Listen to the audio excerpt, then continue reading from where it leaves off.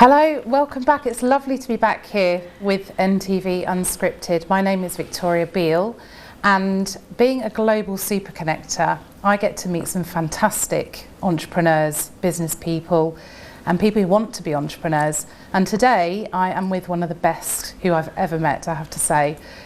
Please welcome the wonderful superstar, serial entrepreneur, Louise van der Veld.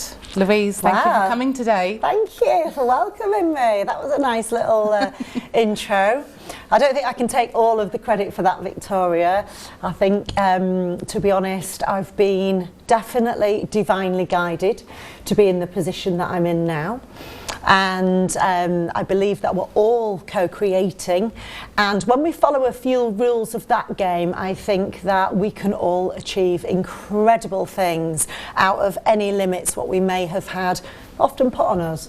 So I'm here really as much perhaps to tell a little bit about my life story and you know, the journey I've been on, which has been some hell of a ride, but also, you know, predominantly to inspire other people. Yes. Because I feel that's everybody is capable of achieving magnificence and great things when they follow the rules. Absolutely, and the fact is that you have, Louise, achieved some amazing things. So let's start where we are now.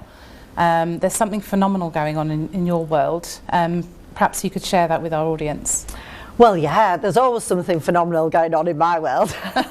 But yeah, I suppose we've come to a really special time. I spent some time leading into lockdown. So just to give a little bit of background, I've run retreats for many years for entrepreneurs and some incredible, like, high net worth individuals that, you know, just because they had money in the bank, they weren't fulfilled. So I used to take them on retreats, and we would do that in Spain. We've done St. Lucia, many different locations. And actually on one of my own retreats, I had this epiphany, and I can't say anything less than that, and I can talk a little bit more about that later. But fast forward 3 years from that, yeah, I now feel in an incredible position. We're setting up a non-for-profit. Currently the structure is being set up for that. We've acquired a mega yacht which has some of the greatest speakers in the world coming on. Oh my goodness. With a clinic there with some fantastic healing technologies, because over the last 3 years since having that divine guidance and epiphany time, I was guided into using all of my contacts, my skills, everything that I had to make the maximum impact on the planet. And here I am now. I didn't really know what that meant at the time, by the way, but here I am now knowing exactly what it means. And it means, yeah, we've got the mega yacht. In year 2, we're moving out. We've been already offered 2 private islands, so we'll extend there. We actually also have in Goa some land being donated from the government for us to have one of our special retreats there. Wow. And yeah, and I sit back and think, wow, you know, I've got a team of 15. There's 3 impactful, because money doesn't matter to me, you know, it's never about me and me having this wealth. It's not about that, it's about how much impact we can make. So I say we have 3 billionaires on our team of 15 who are all about that impact, all make a difference, just incredible humans that have showed up and want to all make a massive difference. And wow, we're already making it. I'm seeing incredible results. I feel very blessed to be the CEO with, you know, these people who've built up their own companies and done incredible things, looking to me to guide and direct them. Why? Because they know it's not coming from me, my ego, it's actually coming from a divine place. And that's when I feel we can all achieve great things, when we surrender that ego, when we understand that we are co-creators with the divine, and how to put the energy behind the visions that we have, and also, you know, get ourselves out of the way quite often. Yeah, it's absolutely phenomenal. You tell it like, a story like it's a completely normal thing to do, but you are the founder of this project, Louise. You've brought these incredible people together. How did that all come about? So after I had my epiphany, I actually was at Heaven's Gates, and this was before COVID, And I was basking in this beautiful divine light. People think I'm crazy, but hey, I don't care. You know, it was crazy to me at the time. And I have had divine intervention at times in my life, you know, real sort of testing times. And I know we'll probably come to a bit of that later. Yes. But at this particular moment, it was me seeing that by the time I'm next at Heaven's Gates, the world would be healed. And I had to dot the I's and cross the T's and just do everything in my power. That was about as much of these like instructions I was given. So I came back, and it really did feel like coming back to planet Earth, going, wow, okay. So I gave up all of my past career, which, as you know, was being a relationship therapist for 20 years. Mm-hmm. I had run doctors' practices for 10 years as well. I'd also been running these retreats. And I just thought, listen, what can I do? I've run some big events in my life, sometimes 2,000-3,000 people at events. And I thought, that's how I can do it. I can run some events, bring together impactful projects. For me, it was quite vague. I'd not been in this space before. And of course, what happens, because I just started to follow the guidance, the right people started to show up. Amazing. You know, there were people that had, you know, 12 years in a business partner of mine that I then took on because he had 12 years experience in investments particularly. And I just thought, well, the best way I can do it is bring together people for events, showcase impact projects. That could be anything from solar to, you know, medical technology. A lot came up in the tech space. And just have these incredible investors, which I had a lot of in my network anyway, and sort of bring them together. So that was how the journey started. Then lockdown happened. I literally had another event at the Mayfair Hotel, and lockdown happened like 3 days before. I was like, right, okay. I think it's about being flexible, is one of the keys to life I've learnt. So I just very quickly took the whole thing online. Obviously everyone was grounded. And incredibly, we had music. We created something called a soiree, which was like a night out staying in. People could join, they could enjoy the music, they could have a little drink if they wanted, they could share some wisdom. And then there would just be like these 10-minute little presentations from some incredible companies looking for investment. And from that, 50 billion in wealth on the calls, people who were all just resonating with each other. That was the beginning, I suppose, of the journey, you know, a couple to 2 and a bit years ago when things really began to gather momentum. So that's how it started. And very quickly, I started to see there was 12 technologies in particular that showcased on our soirees. One was like, you know, desalinization. I didn't know any of this stuff, that you could actually turn salt water into clean drinking water. Wow, you know, there's a technology for that. There was a technology to heal people through frequency rather than substances. And obviously, you know, working with doctors for the 10 years I had the practices, that was of massive interest to me. And these technologies that started to show up, there was an agriculture technology, you know, increasing, you know, the agriculture crops up to 300% on the yield. And I was like, wow, I actually have here all the problems facing humanity and the solutions and the people to back it. None of it my doing. Me just blindly following that guidance and bringing people together.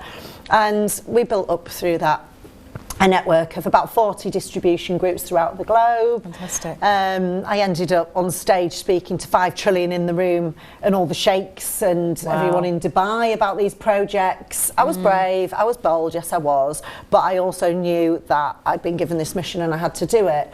So how do you do it? I mean, I've always believed that we can create anything we want. Yes. I had a vision board on my wall probably from when I was 20. And not that long ago then. Not long ago, like, you know, a couple of years.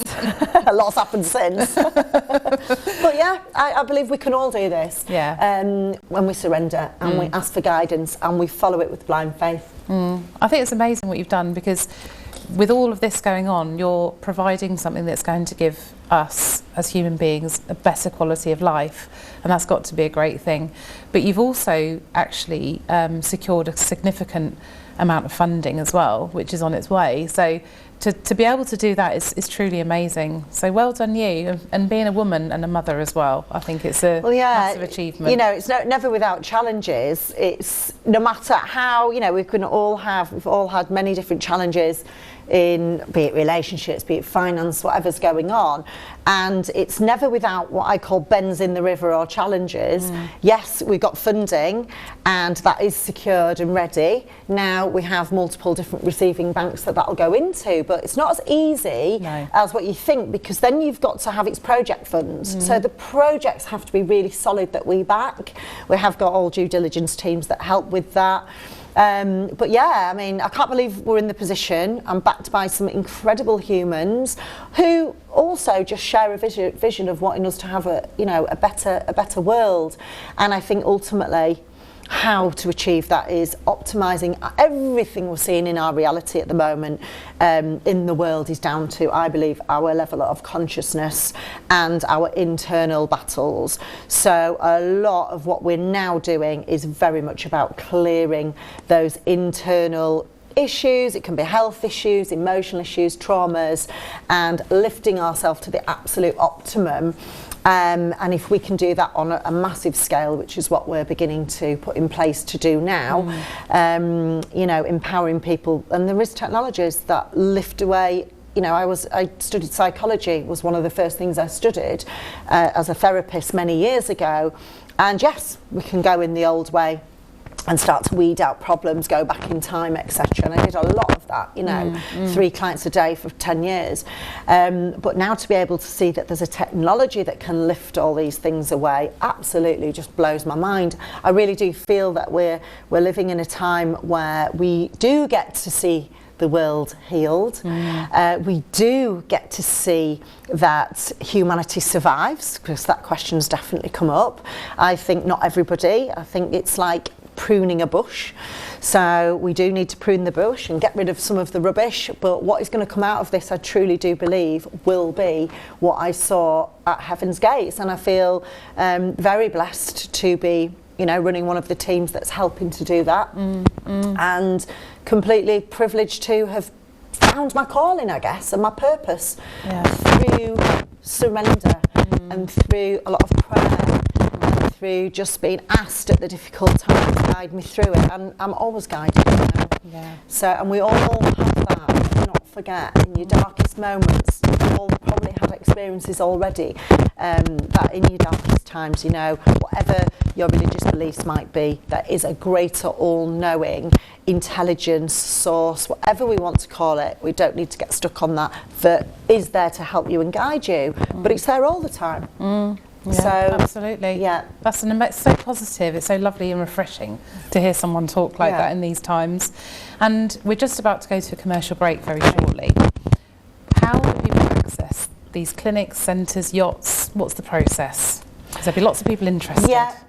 What we're doing is we're bringing influencers for the yacht phase of it, the mega yacht. It goes out across Europe. Okay, there's very little I can say about this because we're bringing influencers on the boat in July. We've got a lot of influencers, skeptical world out there. So the way we decided to do it was influencers on the boat. All the funnels are set up in the background. It's private members only.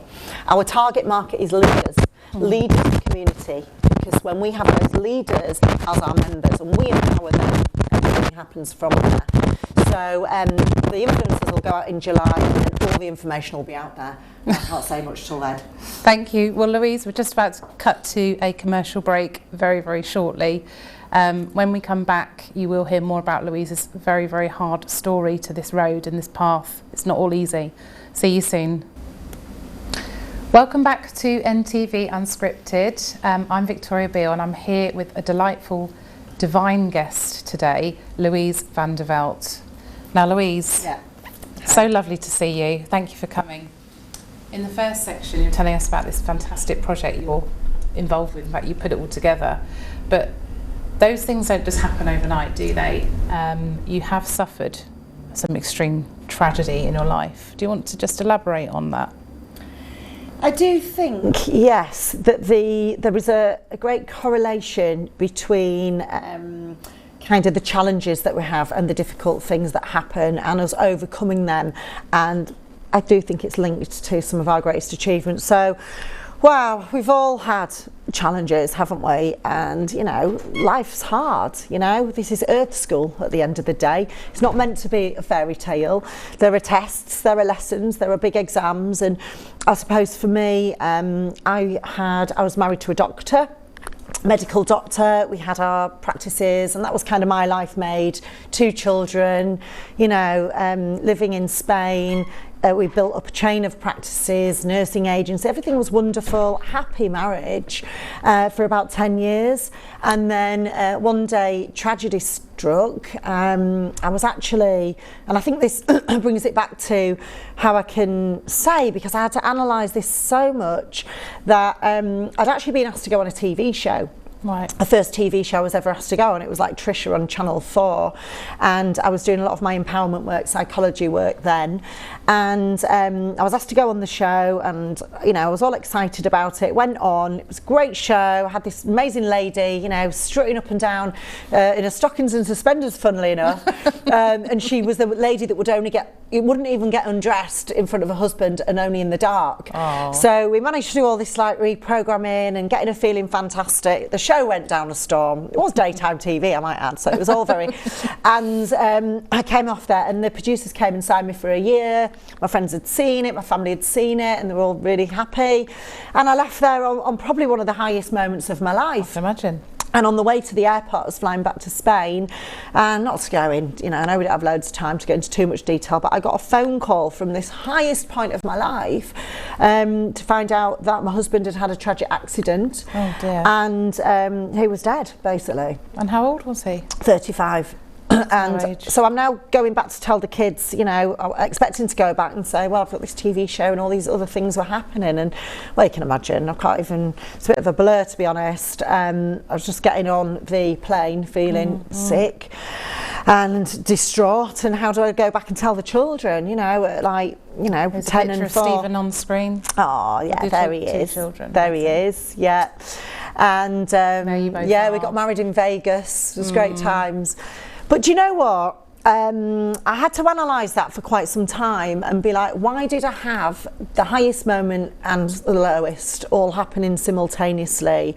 And 2 weeks later, he came and he sat on the end of my bed. Right. As God is my witness, sitting here. That's crazy. And I didn't used to believe all this stuff, but he sat on the end of my bed and he said, listen, it was his time, he had to go because it was now my time to do things. I was the doctor's wife, so I was, even though I'd always had businesses and backed him, I was in the background, and he said, it's your time, I'm helping from up here.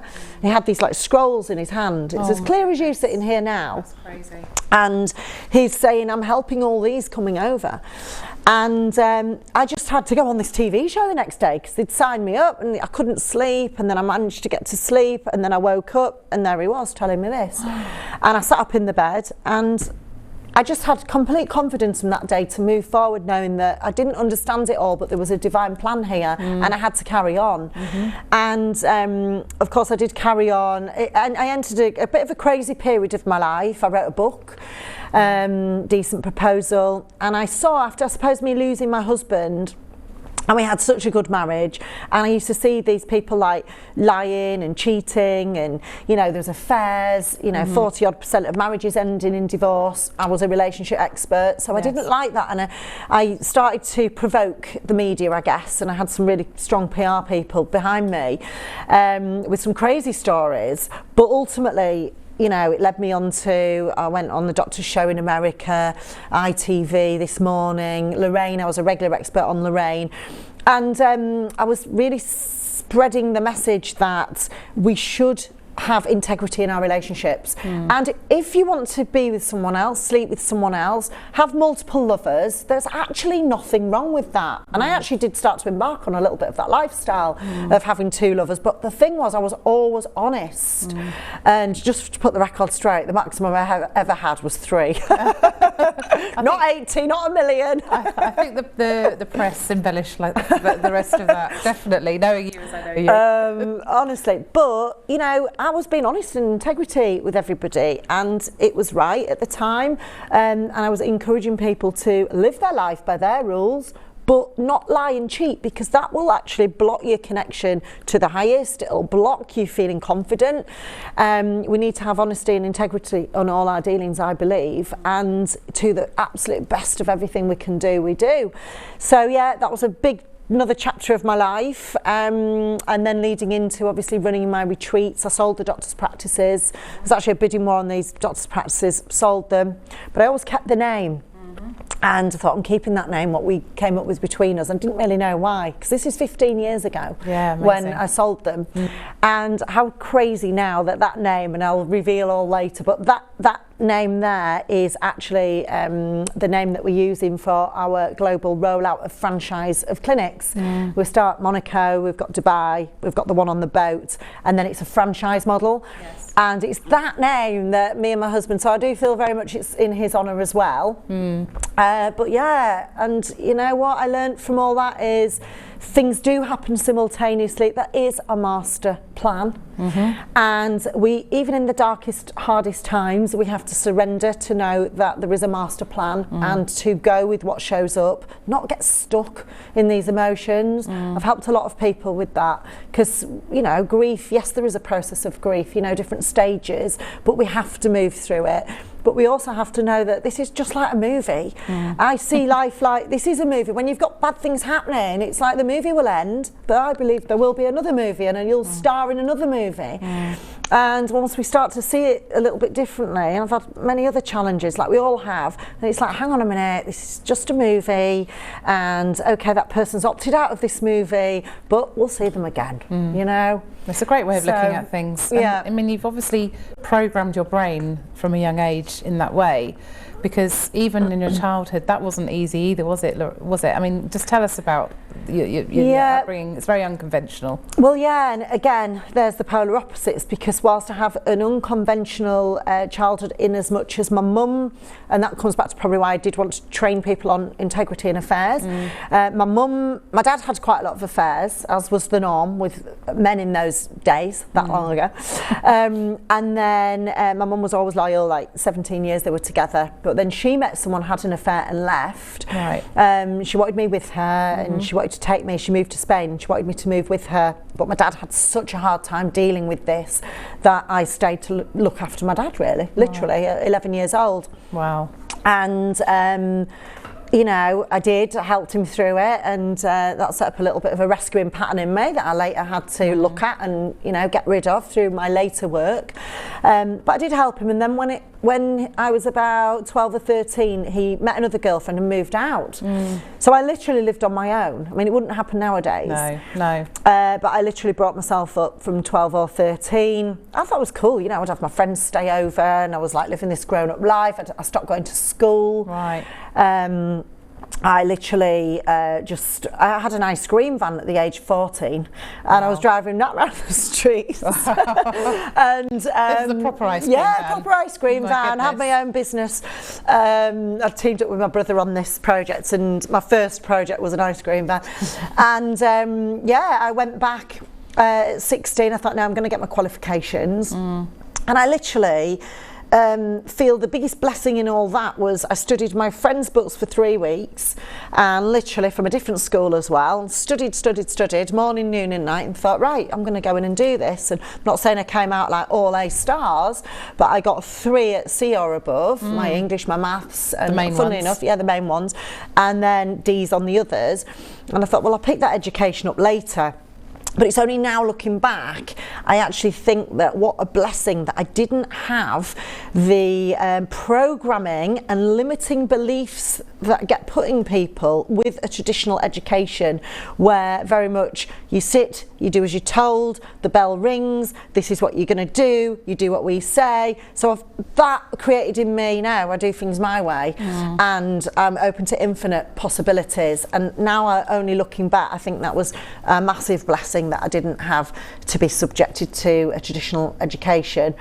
And I did go back and I studied later, and I studied multiple different things over the years, and you know, things I was passionate about though, you know, not algebra and things like that, you know. So yeah, that was an interesting time. I was very close to my mum and my dad, still am with my mum. My dad sadly passed away at 84. But you know, he did some things wrong, and he was sorry for that. But ultimately, I don't think we can blame our parents. I think we all can look at our childhoods and wish it was different. And ultimately, no, I do believe, from the timeline work I've done and with other people, that we chose these parents, we chose this path, we chose this life for the lessons we need on Earth School. So I really do think we have to release any of this bitterness we have around our family, and I feel really blessed. I was there with my dad when he did sadly die, and I had many great times with him as one of my closest friends when he was alive, so it all rectified itself. And again now with my mum as well, you know, I take her travelling with me. You know, when we've had retreats in St Lucia, my mum comes along, and you know, she's I sort of took her under my arm now. She's getting on, she's got dementia, and we're working actually with some really incredible things, and I'm starting to see improvements in her now. So I just feel like, yeah, no matter what's happened, we've all got a story, haven't we? We've all got a story, and we've got to release that story, remember who we are, because 40% of our energy often gets stuck in these stories in the past. I believe 40% of the things we want to achieve in the future, that sometimes we make a plan. I've never had a business plan, and I think if I'd have had a business plan, yes, we've got, you know, whiteboards and structures and things that we all mind map, but an actual business plan would have limited me so much. I could have never had what I've got going on now on a business plan. So I'm not a fan of them. Very controversial. And I bring controversial to now, exactly, accountants shoot me now. But the 3 billionaires on the team, and the one that trains billionaires about philanthropy, particularly Lawrence, would say exactly the same as that, because, you know, it's about not saying, you know, that there's not markers and goals you want to achieve. For me, I suppose that was my vision board and things like that. But yeah, wow, I just feel like it's all been a blessing. I've got 2 incredible children that got through it as well, you know. Hello to Jordan and Chloe. Yeah, Jordan and Chloe. Gosh, 26 now and 20. The coach, Chloe's a fitness trainer, and they got through it. You know, they lost their dad, but they got through it and it empowered them. Yeah, now it's time for me. So I feel like the kids are doing well, everyone's looked after, and now it's time really for me to enjoy the journey of having as much impact in the world as I can, and working with these awesome people, including yourself. Wow. Thank you. We're just about to go to a break, and afterwards we're going to hear more about Louise's top tips. She's going to give you some fantastic advice. Do stay with us. Welcome back to NTV Unscripted. I'm Victoria Beale, your host today, and I'm still here for our last section with the wonderful Louise van der Veld. Now, Louise, it's been wonderful hearing about your story, what you're doing now, but just tell us about the future. What does the future hold for Louise? Wow, the future. Well, as I was saying just in the last part there, that I believe that it's about having all our energy as much as possible in the now. That said, very imminently, we've just taken out a villa in Mexico. So I was recently in Mexico 3 weeks ago. My son now lives out there, so it was nice to go and visit him. And I fell in love with it, to be honest. I went for a holiday, well, say holiday, you know what I'm like, I was working as well. But absolutely fell in love with it. You know, it's now number 10 economy in the world because it's booming. The restaurants are amazing. It's like New Orleans, 30% more live music coming out of Mexico than anywhere else. Amazing.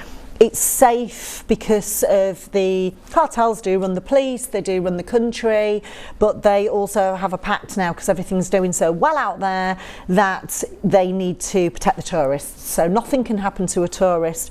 So yeah, we've taken on an amazing villa out there and a double-gated golf community.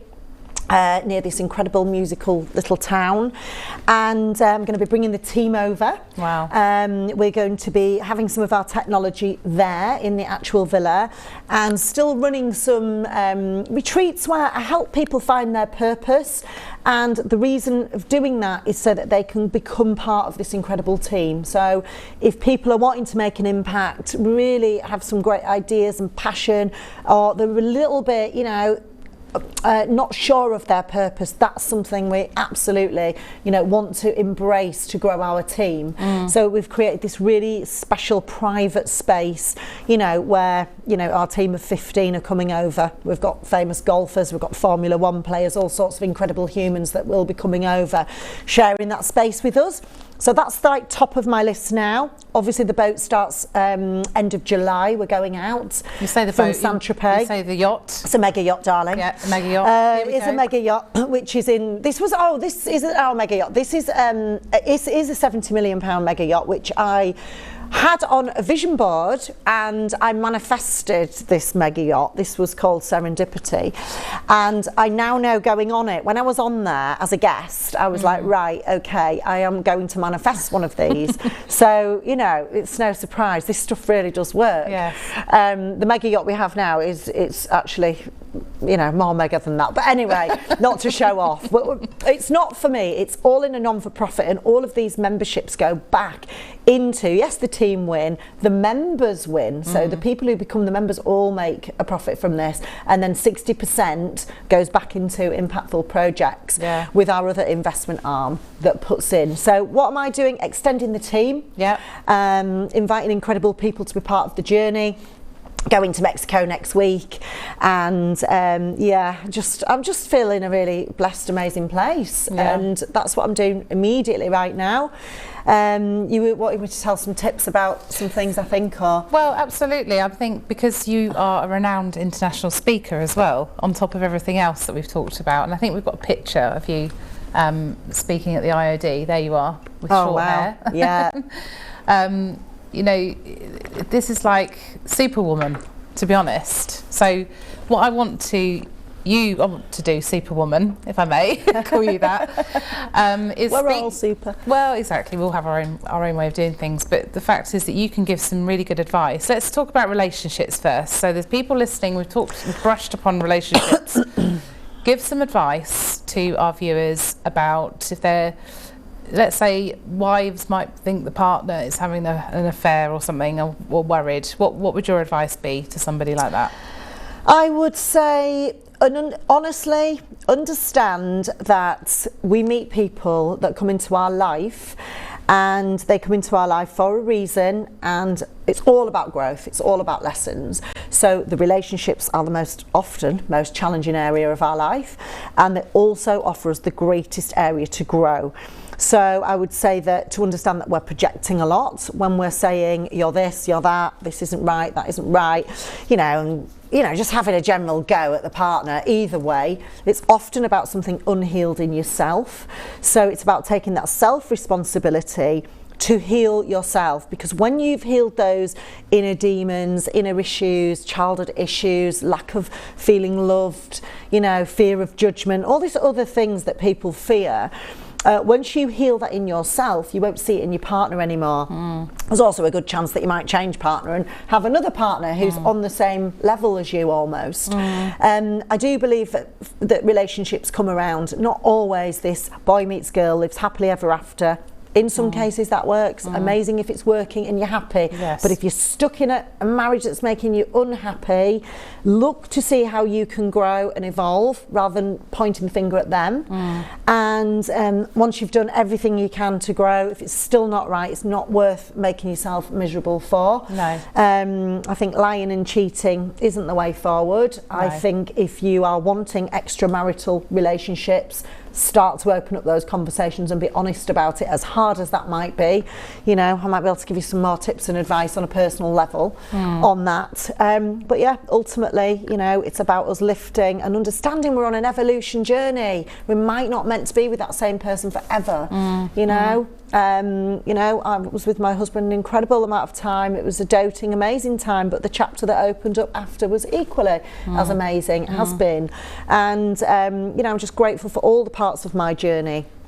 And you know what, now I don't believe in just being with one person and that complete with them right now. I feel it's an energy thing. Relationships can drain your energy. So for me, it's only having absolutely very special connections with very limited people, because you can also take on some dark energies and entities. Keep your circle small, as they say. You know, and exactly. And I think being very selective about who you spend time with or give your intimate energy to is important as well. But ultimately, make your own rules and be guided by your own advice and inner guidance rather than anything that society tells us. Yeah, that's what I would say. It's really interesting advice. It really is, particularly for this time now. And in terms of anxiety, I know you've done work with lots of people who are anxious, they're stressed, which is one of the biggest killers, let's be honest, over time. Yeah. If someone's watching this now and they're feeling tremendous anxiety, PTSD, post-traumatic stress disorder, stress, is there anything they can help themselves with, any sort of advice or therapies you can share? Well, absolutely, and I suppose in a short period of time we have, I think it's understanding that this is energy in motion equals emotion. So somewhere in the system there's some trapped energy, and there are technologies that can release these energies. There are simple techniques like lying on the earth. I've seen people have panic attacks, and one of the most powerful things we can do is just lying and reconnecting to Mother Earth. I mean, look at the abundance, the beauty, the magnificence that Mother Earth gives us in all the food and the beauty and everything. Lying down and breathing out from the sacral into Mother Earth, and then breathing in strength, power, positivity, calm, breathing out fear, stress, worry into the earth, and there'll be an exchange of energy, is probably one of the quickest ways to harmonise your system. A meditation technique. Yeah, but actually connecting back to the earth, you know, walking out in nature, and really understanding that every state of mind has a body posture. Right. So if I'm stressed, then you'll be breathing very shallow, okay? And you might be, you know, your body posture is going to be different to getting yourself in a relaxed body posture. Taking the breathing deeper will completely change your state of mind as well. Exactly. It's my son's specialist area, actually. I'd have a look, jordansvirtues.com. He is a specialist in helping young people, because that's where there's really a need. And he helps them through meditation, breathing techniques, philosophy, understanding. He's helping young people in that area. It's not my area, I don't work in that anymore, but I'm blessed that he's carrying on that work. Well, I think it's amazing, and would you believe it, we're coming to the end of our show. It's gone so quick, it's been great. So I don't even get to give my tips about entrepreneurship. But you are, you just got to give one more tip about entrepreneurship, and then we're going to find out how we can get hold of you. If someone listens today and they want to get in touch with you, what's the best way to do that? Entrepreneurship, I would just very clearly say that 30 seconds, have a vision board, picture of you in the middle, things that you want to achieve on the outside, make it about contribution and giving value to the world, not about you. And if you want to get a hold of me, rather than give out, well, I've got Louise at futurelove.events is the best website, and email Louise at futurelove.events. That's probably the best way. I won't give you my number. Listen, it's been wonderful chatting to you and learning more and more about you, and you're just a great spirit, and we're so lucky to know you in this time, in this part of our journey. So thank you for coming.